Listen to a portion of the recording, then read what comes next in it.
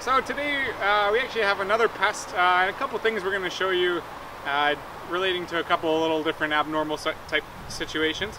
So the first thing we have here to show you today is a colony that has died within the last week. So it's a fairly recently dead colony. And what we have inside, and we'll just have a quick little peek inside, is the very beginnings of a pest called wax moth.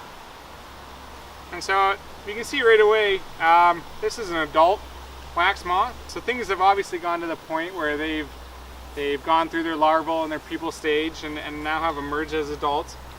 But the first thing to notice, and it's kind of tough because it is very dark here, but this silky sort of webbing that's seen either on the the surface of the frame, or sometimes we actually see these little channels, silk tunnels, just underneath the surface of the comb. But those are the signs and symptoms of the wax moth larva chewing their way through the comb and eating that and starting to destroy it.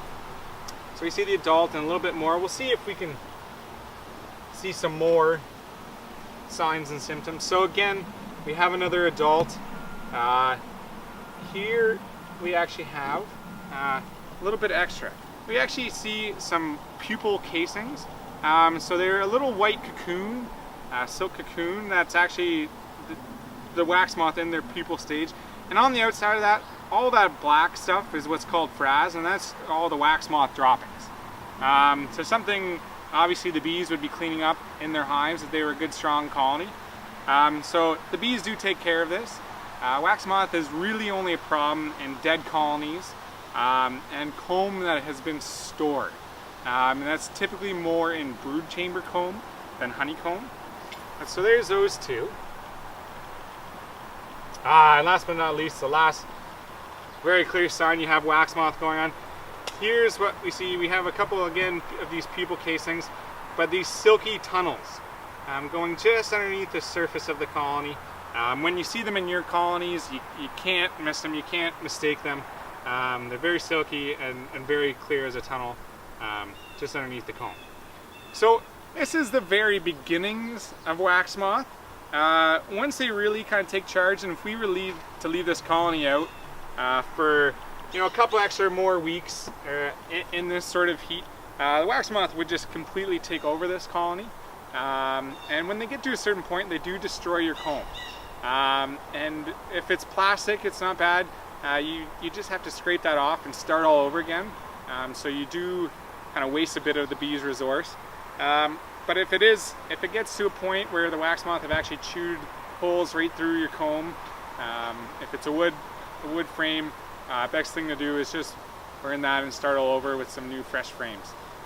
So wax moth, there's kind of two different ways we can deal with wax moth. The first thing, they like warm, dry sort of areas. So the sunlight isn't so much of a thing putting them out, and they won't really deter them too much.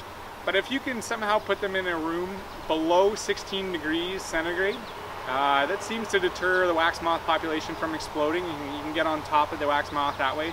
But what we've started to do is take this colony, this hive, and put it above a queen excluder on a good, strong, healthy hive for 2 days, and let the bees from that healthy colony go up, clean that wax moth out, and then we can take that brood chamber away and store it in a cool place. And that way the wax moth has been cleaned up and we have a good clean hive to get going at with whatever we need to do after that. So that's wax moth. And we don't actually have any products registered for dealing with wax moth, so it's more of a just keeping on top of things, and good maintenance is the biggest thing when dealing with wax moth. The second thing we have for you today is how we monitor for varroa mites. So we use what's called a sticky paper method. So it's an office folder that we've opened up and then smeared with Crisco, just to make it sticky, so when debris and these varroa mites fall off, they do get stuck and they don't blow away off these sheets. So we just line that with Crisco and put it underneath the colony. and then come back 3 days later and take that out.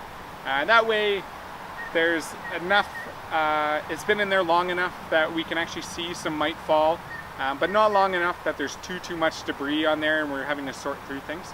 So we put it under there for 3 days, take it out, and it's just on a little tray here. So we can slide that tray out, and there we have our sticky paper. So on a windy day, you have to be a little more careful, but on a day like today, all you have to do is just close that up, and make sure all the mites and the debris stay in there, and then we can take it to our house or the lab, count those mites, get a mite count or mite fall per day. So since this has been in for 3 days, we take the number of mites, divide by 3, and then it's up to you to go and find out in your area what the recommended treatment levels are for mite fall per day, depending on what time of year you're monitoring for your mites. So that's our sticky paper method for monitoring varroa mites. The last thing we're going to show you for the time being is just a couple of the products that we have for dealing with certain sort of pests and especially varroa mites. But as you can see, we have a variety of different varroa mite controls, and we also have a couple of different antibiotic treatments here for your colonies.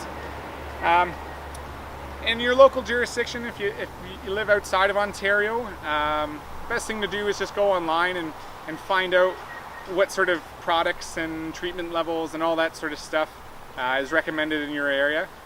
But in Ontario, the best place to go is to the OMAFRA website, and we'll have a link in this video in the description below.